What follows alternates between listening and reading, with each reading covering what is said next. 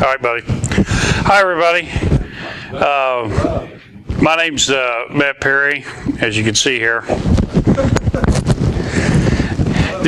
These are the jokes. If you don't laugh at them, it's going to be a long hour. Yeah, we heard you dance, good. Yeah, that's for sure. This is a picture of me and my messy desk. I work at the Masters Law Firm. I used to be a board member at AID. I'm the treasurer of the 304 Geeks. We put on a little show called HackerCon, which you guys all know about. I run an online gaming club called Red Sky. There's a picture of my wife and kids, and I'm also a ordained minister. There's a picture of why I'm sitting down, in case you're curious. You can see right there what the problem is. I didn't dodge the wrench. So what do I really do at work? Well, I do litigation support, I do trial support, I do network administration, database analysis, I carry boxes, or at least I used to. I'm a hacker and I'm a social engineer. So at the end of the day, I'm really just a computer guy at the law firm. So today's talk is about how I survived ransomware twice. We got hit twice at the office, and I'll go through what happened, and then I'll go through the prevention system that I put into place, and then go through some mitigation procedures that I kind of put together. So the secret, unlike most talks where you have to wait till the end to figure out what the big deal is, the secret, I'll tell you right at the beginning, the secret to surviving ransomware is backups. And the secret to a good backup is this. Is KISS, not those guys, but this KISS. Keep it simple. And my backup is real simple. I mean, it doesn't matter whether you want to do a tape backup or external backup to the cloud. I'm not a big fan of the cloud. Everybody here knows what the cloud actually is, right? It's just somebody else's computer. But this is an interesting statistic. Prior to an attack, 4 out of 5 organizations were confident that their backup would provide them with a complete recovery. Now, after an attack, less than half of ransomware victims were able to fully recover their data. So what does that tell you? Well, that tells you that people didn't test their backups. That backup is absolutely worthless unless you have backed up and restored to it many times. And I test my backup weekly. And this is how my backup runs. Like I said, it's real simple. I just I just have an X copy, an old DOS batch file that's an X copy, and I have my computer stays on all the time, and I have a scheduled task that runs at 8:30 at night that runs that runs the top batch file, and then the bottom batch file I run myself during the day. And that just makes a nice incremental backup to the network storage device, and then I have multi-layers of devices that I switch that up to, and it runs to different monthly, weekly, and I'll go into that later. But this is the secret to surviving ransomware, just a simple, good, efficient, tested backup. Every day when I come into work, I get a screen that looks like that. And that tells me that the backup worked, and that there was nothing squirrely wrong. The number of files that you can see there, I know about what our workload is. So if that number said 100,000, I would know that something was wrong from the day before, and that I needed to check out the backup. So I can tell from this that the backup worked every day. So what is ransomware? Well, ransomware is really not a virus. It's really a malware program that infects computer systems and encrypts files. And then typically, but not always, ask you for a ransom to be paid to get a crypt key to unencrypt your files. How is it that you catch these things? Well, most common is email attachments, but you can also get infected by a website from like a drive-by download scenario, a USB drive, and even a file sent by instant messenger. How does ransomware work? Well, Each variant works a little differently, but the common traits are they try to hide themselves, they use covert launch mechanisms, and they're meant to avoid antivirus. Both of my infections, the machines that got hit had McAfee running on them, and the ransomware ran without tripping it, no problem. Just as an example, CryptoLocker ransomware gets installed via Trojan, and after its execution, it adds itself to startup as a random name, and then it calls out to its command and control server to get its encryption key, and then if it's successful, the server sends the encryption key back, and then it starts encrypting your files. And an interesting thing, that ransomwares are typically designed to work on specific file types. Like CryptoLocker did 70 different file types. The two infections that I had some file types that were unaffected because my document management system is a little proprietary to lawyers, and the guys who wrote the two ransomwares that I got hit by, those particular file types were not on their list of things to look for. Why does ransomware work? Well, it's people. It works because people click stuff, people open stuff, people do things on your network that they shouldn't do. Just like that, Mimi, ransomware works because people click stuff. Ransomware works because we don't have a very good disaster recovery plan, and we don't have good tested backups. So where does ransomware come from? Well, the Dutch police in Kaspersky caught these guys in the Netherlands that had distributed some ransomware. There's some people in China that have been caught, but at the end of the day, where does it come from? Well, you just will roll the dice and see, because it's a crapshoot where this stuff comes from. There are companies that do it, that do it for a living. There are countries that do it. So why can't we stop it? Well, the only way you can stop it is, number one, if everybody quit paying, it would eventually stop. But number two, it's just user education, and you've got to prevent it as much as possible.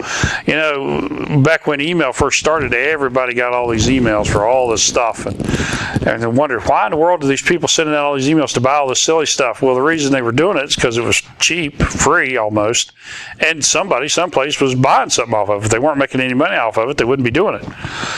So if they'd quit making money off this, it'll eventually stop. So attack number one at my office was, the worst possible week for anything to happen at work. It was the week between Christmas and New Year's, and all the bosses were gone. There was me and probably about 10 of the secretaries and stuff that were working there, and that's a good week for me to work. I like working that week because I do a lot of network maintenance. And so I came into work one day and I looked at my backup screen, and instead of that nice black screen with regular file names on it, I saw this. And I was like, oh crap, something happened. So I get up, I run around the office, and I go into this lady's office, and she's sitting there at her desk with this on her screen. And I said, oh, what's that?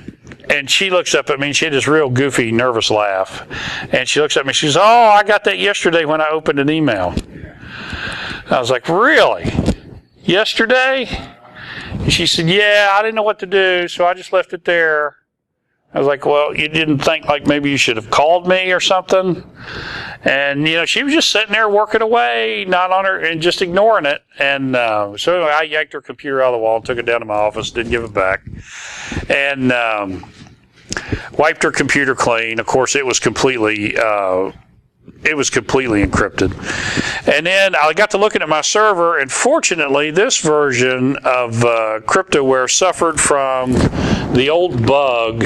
If you remember from back in the early days of Windows, you could never have a file that was bigger than 2 gigabytes because that was the block size. Well, I guess when this particular ransomware was written, that was still the case because it infected the first 2 gigabytes of the server that she could see Because she could see 2 servers. It infected the first 2 gigabytes of those, and then it stopped. So, because of the way my backups work, I was able to just filter for the stuff that was encrypted, delete it, and then restore from the night before's backup, because that stuff was still there, and because she couldn't see the backup drive, and so I just deleted the bad stuff and restored the good stuff and moved on. So I started a campaign after that of user education. I went around and talked to people, and we did a bunch of memos and stuff, and I felt pretty good about how things were going until the next summer. And I was sitting at my office, at my desk, getting ready to go to lunch, and I had ran that second backup that I showed you earlier. And it backs up to a thumb drive that I keep and I take home every day. That's an incremental supplement to my off-site backup. And so as I was sitting there, and I was just kind of watching that run out of the corner of my eye while I was doing something else, and I noticed that this stuff started going by instead of normal file names. And I thought, oh crap, that's not good. So I get up and I run around the office again, and I find a computer with this on it. Now, this lady was sitting at her desk, and she looks up at me and she goes, I was just getting ready to call you. That just popped up. And I believed her because, oddly enough, the email that she got, this one I'm almost convinced was targeted towards us because it was really tricky. It was she was a secretary for this attorney, and she was expecting some pictures from one of our clients, and the client's name was Jeff, we'll say. And so this email came in, and it said that it was from Jeff. Now, it didn't have a last name, and it didn't have the client's email address, but said it was from Jeff. And then the attachment was a .gif.zip. And so she thought that it was the picture from the client, and she clicked on it. Now, I didn't blame her for that. I thought that was pretty tricky, for one, because she was expecting it, and it just happened to hit her. But the other thing, I believed her when she said she was getting ready to call me, and this really did just pop up on her computer because it hadn't encrypted her old C drive yet. So I ripped her computer out of the wall, took it down to my office, and this one, oddly enough, worked a little different in that it did a scan. Zepto did a scan of my network, and it started encrypting after it did the C drive, it started encrypting at the drive that was the lowest alphabetical name. In other words, the actual drive name started with a Z, and so it started encrypted in that one, which by a coincidence was my backup. So it stopped when I yanked her computer out of the wall, and then I looked at the backup and I saw what folders were encrypted. I was able to do a scan and see what folders were encrypted, and so I just deleted them and then did the backup again, and everything was fine. But I realized from that I needed to have a better defense, because people are still going to make mistakes, no matter how much you talk to them and how much you educate them. So I started building this defense based on Shrek here, which is, ogres have layers like onions, and so your defense has to have as many layers as you can put in it, because hopefully one will catch it. So the first layer is training and education. So I made it a point. I went around to every person in the office individually, and we did some classes. And if something happens, speak up. You're never going to get in trouble for calling me and saying, hey, Matt, will you look at this email and see if it's okay? Hey, Matt, something just happened. So, and that's the second part, reporting it. So if something happens, tell me. The first lady that I told the story about, she doesn't work for us anymore. The second lady, she still works there. Everything's fine because she spoke up. She was going to report it. And then the other thing I did was everybody's trained. I installed a program called Hitman Pro, and everybody's trained that if they see something like this on their computer, they better be calling. So, how to tell if an email is dangerous. This one right here is very similar to the first email that was opened and gave me the first infection. Now, first thing is, pay attention to that country code. I mean, do you really know anybody from Estonia? Should somebody in Estonia really be sending you an email? That's the first thing. The second thing is, I have pretty much just gotten away from accepting zips at the office. You know, most people don't use them anymore anyway, but if people are emailing stuff around that's big enough to be zipped, then just use Dropbox and put the real document in there. I'm always suspected of zip. The other thing is, you know, you look for typos in the name, you know, lowercase last name. People don't normally do that. And then another interesting thing is, you know, some of these emails that come to us are really crafty. Like, we got an email, not just back in the last summer, that went to one of the attorneys in the office. And he called me because the email was from a court reporting service in Virginia. And it said, please click on the attached transcript from a deposition that you conducted in Virginia.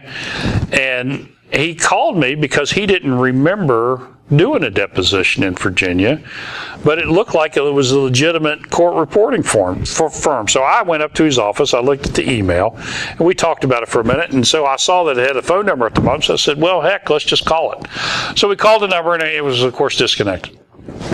So that was a really tricky one, and if he had clicked on it, I don't know that I necessarily would have been so mad at him, because it was really tricky.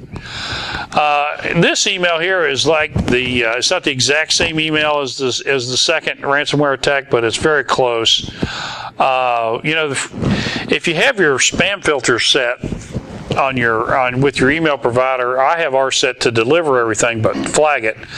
You know, pay attention to that marking. And then you notice the extension on this file is duplicative .gif.zip.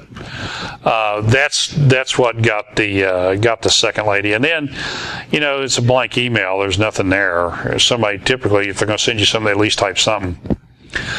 Now, this email was part of my education program this last summer. I did a penetration test, and as part of the penetration test, I did a social engineering fake email to everybody. And this is the fake email that I sent to everybody. And you can see here that there are 30 people in our office. I sent it to 30 people, and 3 people opened it and opened the attachment, and 10 people called me. So the other people, I don't know if they just deleted it or they just ignored it or what, but these are the 7 things that were wrong with this email. So it says proposed order at the top, and you see down at the bottom it says letter. And then I bought a domain name that was very close to ours. Our domain is themasterslawfirm.com, and you can see this domain is masterslawfirms.com. But MWM is my boss's initials. And so the other thing is, you can see that I sent this email to everybody, but in the 2, it said reply at themasterslawfirm.com. So irregardless of who got it, I got it, Susie, Sally, whatever, it still said reply. So that should have been a tip to them. The other thing is, there's a spelling mistake in the text. And then everybody should have known, you get an email from a lawyer, they all have signatures. So there's no signature in the signature block. And then the document that's attached is a doc-m.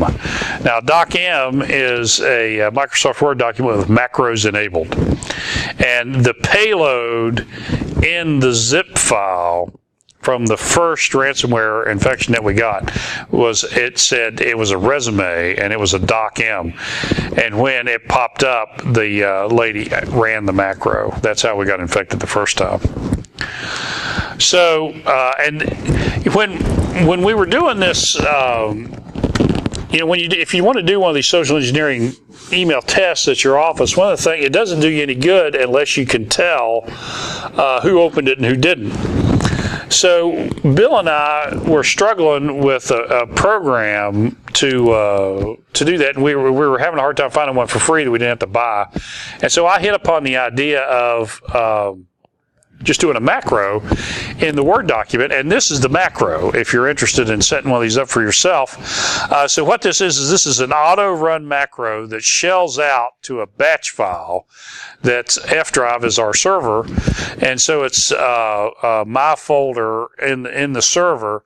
And then so when they run the macro from the document in the email, it executes this external batch file. And what the batch file does is it does an IP config of the machine that ran it and then pipes the results and appends them to a text file called network settings on the server. So then all I have to do from my desk is I open up the network settings text file and I can see listed one after another everybody's the IP address of every machine in the office on the network that opened the email.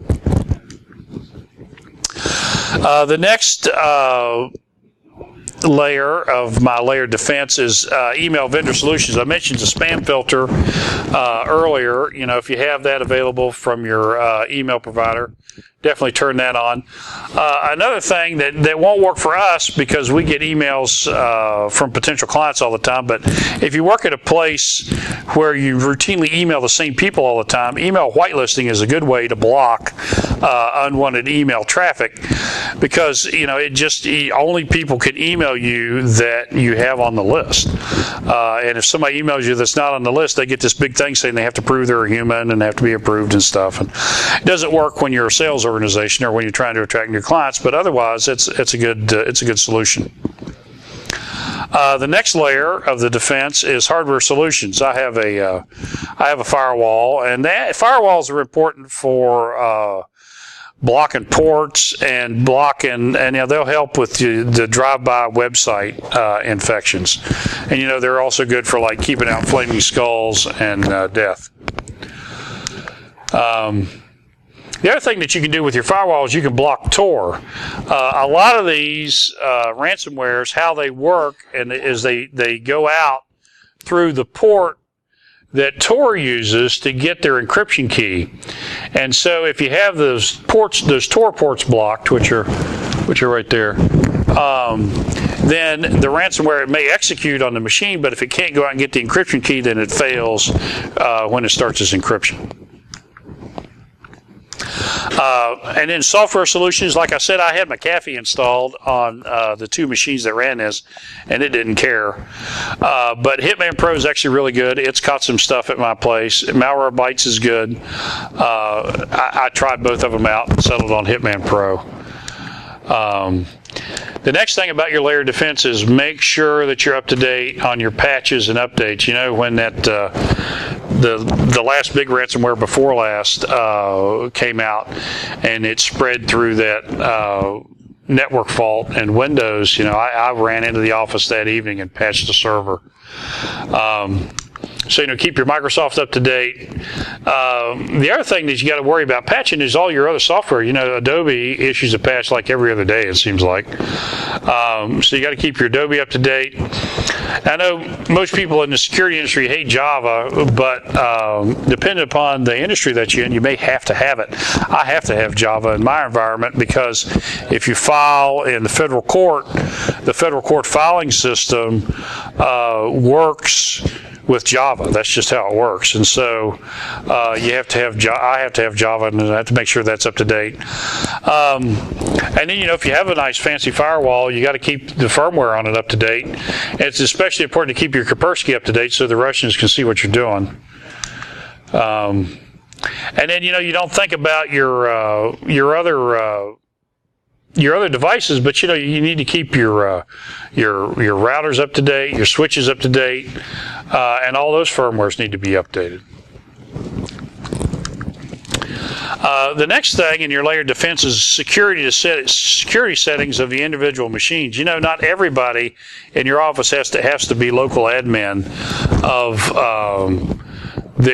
their machine to do everything. You know, it just depends on the software that you're running. But if they don't need to be local admin, don't make them local admin. And there's the screen in Windows that you can set that up. Avoid enabling macros in email attachments. You go into if you have Microsoft Office, you can go into the Trust Center and you can disable macros. And what that does is when the document opens, it causes this warning to pop up and tells you that it's getting ready to open a macro. And I had that set on my network, but the lady enabled it and ran it when I got the first infection. Now, the next thing that you can do in your layers of security defense is you can do application whitelisting, and that's basically you look at everything that should be able to run on your user's computer desktop, and you just block everything that they're not allowed to run. Now, we're getting ready to implement that at our office, and there's a couple of pieces of software that I'm evaluating to look at that.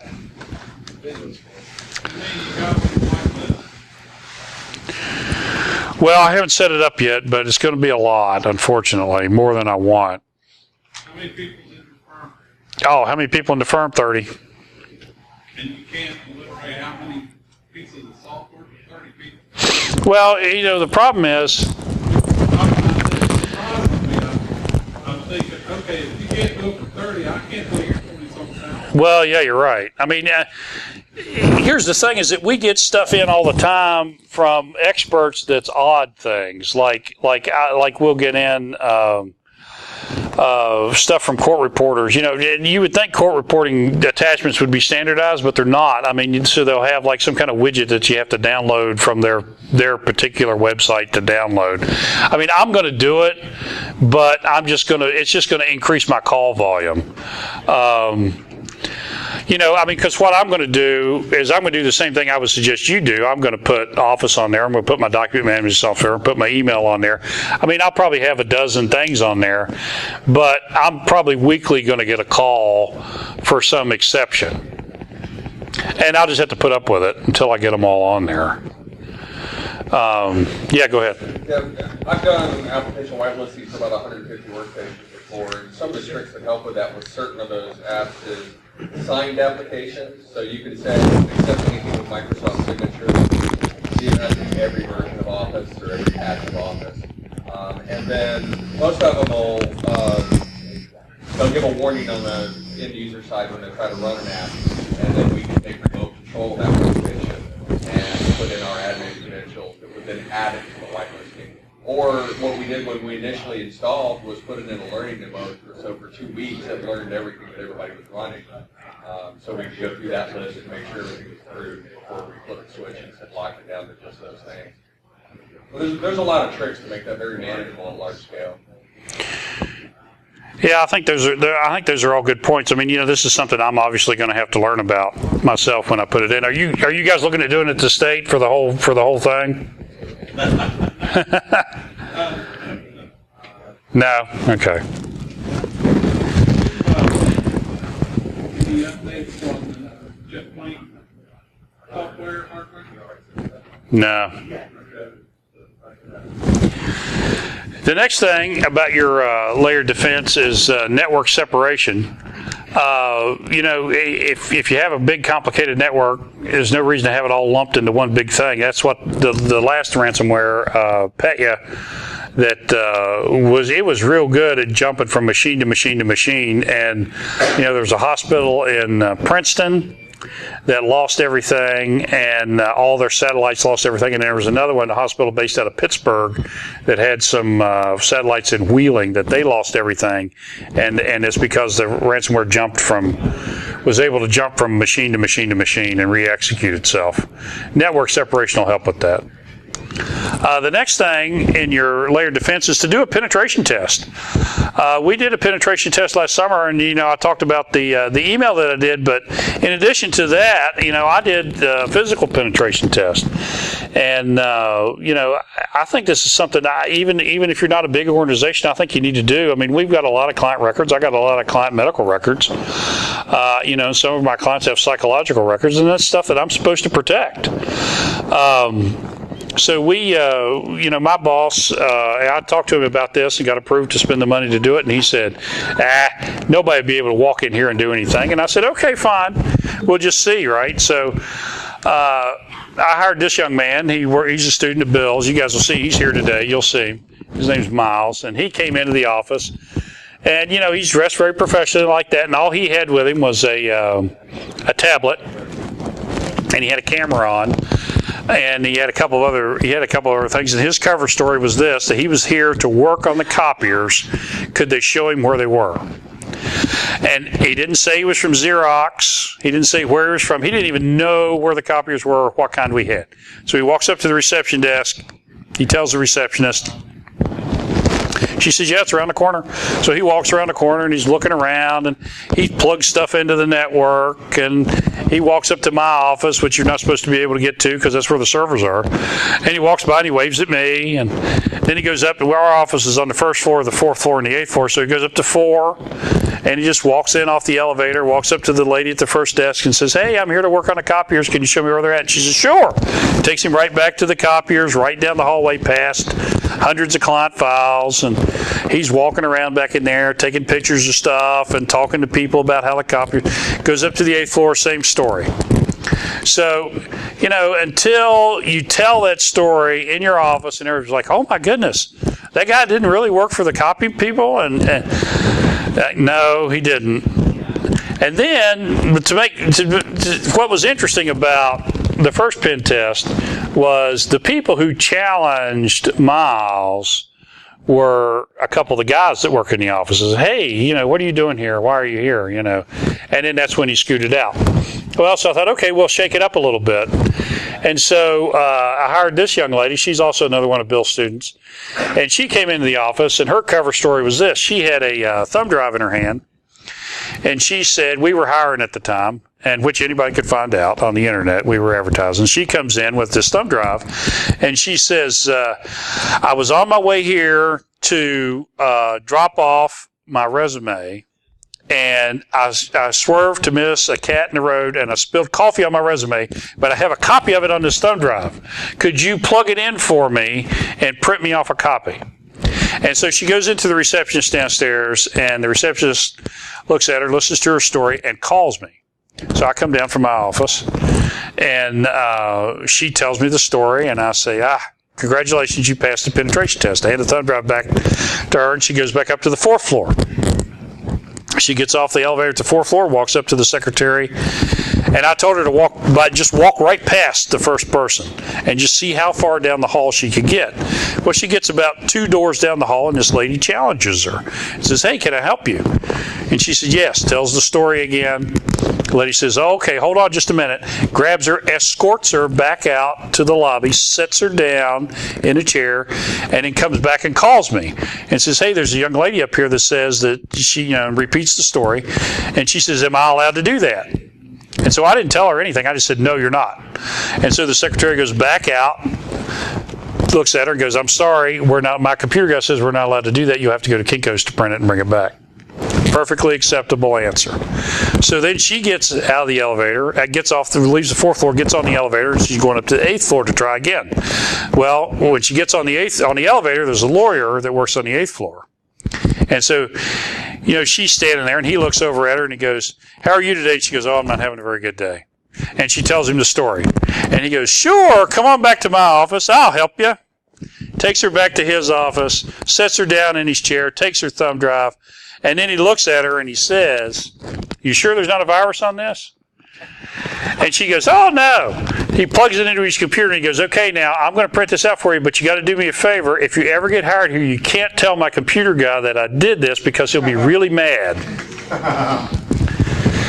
Takes the thumb drive, plugs it in his computer, takes her back to the printer, leaves the thumb drive in his computer, takes her back to the printer, gets her copies of her resume, sends her on her way, with the thumb drive still plugged in his computer. She leaves his office, comes back down to my office, tells me what happens, and so I call him on the phone. I said, just be quiet and listen. So I call him on the phone, and I go, so I'll be really mad, huh? And he goes, oh, no. And I go, the thumb drive's still in your computer, isn't it? And he goes, oh, no. So, if you're going to do a penetration test, keep things like this, keep gender bias in mind. I don't know that, obviously this was just a 2-point study, so it's not conclusive, but it was really interesting how just 2 people like this got a different effect everywhere they went in my office. It was crazy. But anyway, do a penetration test. The next thing to layered defense is layered backups. This is the backups that I have. I have a daily backup to a network storage device. I have a daily backup to a local hard drive. And that one I added after the second ransomware attack, because what happened was I realized that I needed a place that was not shared on the network to back up to. And so I have that local hard drive on my machine that's not shared, but because it's on my machine, it can see the network. And so I run one of those batch files that backs up to it every night as well, because if one of these ransomwares get in, as long as I don't open it, they'll never be able to see that local hard drive. And then I do my offsite backup. I update quarterly, and then I have a daily incremental backup that adds to that I carry with me and take home every night. But I keep the offsite backup home in my gun safe. So the next thing is, make sure that you've got some business loss insurance. I mean, this is part of your layered defense. Even though you have a good backup and you hope you can recover everything, make sure that you have loss insurance. And then look at your insurance to make sure that it does not have an exclusion. I work for a law firm. We sue insurance companies all the time. If anybody here works for one, I apologize. But insurance companies are in the business of keeping money, not paying money out. So read your policy. Make sure that it doesn't have an exclusion for cyber stuff. Now, I don't ever recommend paying ransomware, but I don't have a Bitcoin wallet either, but this is a really good article in case you're interested in getting a Bitcoin, Business Insider, and you can just Google that, Business Insider Bitcoin, and you can see this. This is a really good tutorial of how to buy Bitcoin, and my goodness, this is a slide from a month ago, and they're way more expensive than this now. Yeah, I know. It's just going up like crazy. And that picture was just from a month ago when it hit 5,000. So, yeah.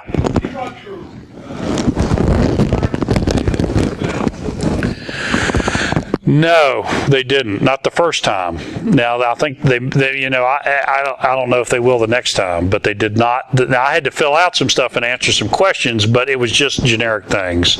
Like, did I have an offsite backup? Did I have things like that.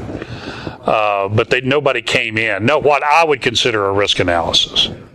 Yeah, I was thinking.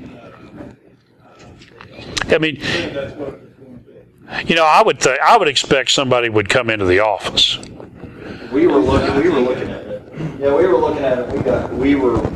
They were talking about needing a risk analysis. Yeah. Actually having someone come in. Yeah, I would expect they would come into the office and look at your server, look at your backup stuff, actually see a backup, actually make you prove that it worked. I mean, if I were doing it, that's what I would do. But no, they didn't. They didn't with us. But it was just a rider on our legal malpractice insurance. So it wasn't a separate policy. So that's probably why. Is there well, I would say there's probably qualifications on your legal policy. Right? Somebody's got to actually be a lawyer. Right, there are. Yeah, and there's things that you wouldn't think about, interestingly enough, legal malpractice insurance, you have to keep certain records on paper. You can't they can be electronic too, but there has to be certain checks and procedures so you don't miss. The big thing in legal malpractice insurance is you don't miss the statute of limitations. If you have a car wreck today, you've got 2 weeks from today to sue. So the big thing in our industry is don't miss that, because if you blow that date, then the lawyer's responsible, not the people in the accident. So, in that legal malpractice insurance is all centered around that. And there's a lot of written procedures that you have to have and written records that you have to have for that. So, the insurance company that we bought insurance from was centered around that. And so they just wanted to see that we had some written policies about backups and yeah. That's what they wanted to see. So if you bought cyber insurance from somebody else, it'd probably be a little different and different. Augment your policy in order to be compliant? What was that? Did you have to augment your security policy in order to be compliant with that? No, it was already compliant.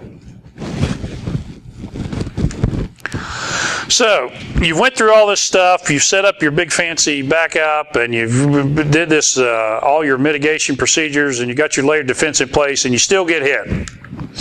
What do? Well, it's not that. So the first thing you got to do is how can you tell? Well, if you're checking your backup every day and you're looking at your stuff, you will have stuff on your server, wherever you got hit at, that looks like this. Doesn't look like your normal files. And the key to this ransomware stuff is they all have some kind of little unique, goofy extension. So the first thing to do,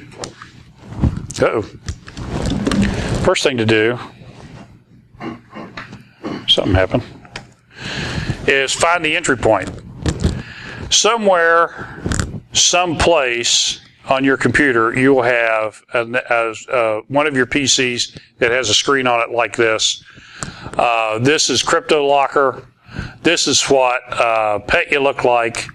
And this is, what was the one before Petya? WannaCry. This is what WannaCry looked like. This is what Petya looked like. So, if you got remote desktop, and my shop's small enough with 30 people, I just get up and run around the office. But, if you got remote desktop, somewhere, someplace, there'll be a computer with something like this on it. So, the first thing to do is stop the infection from spreading. Well, the easiest way to do that is that. You just yank her out of the wall. Then you assess the damage. So, you start searching your network. And you start looking for files that have those goofy extensions on it based on what you got hit with.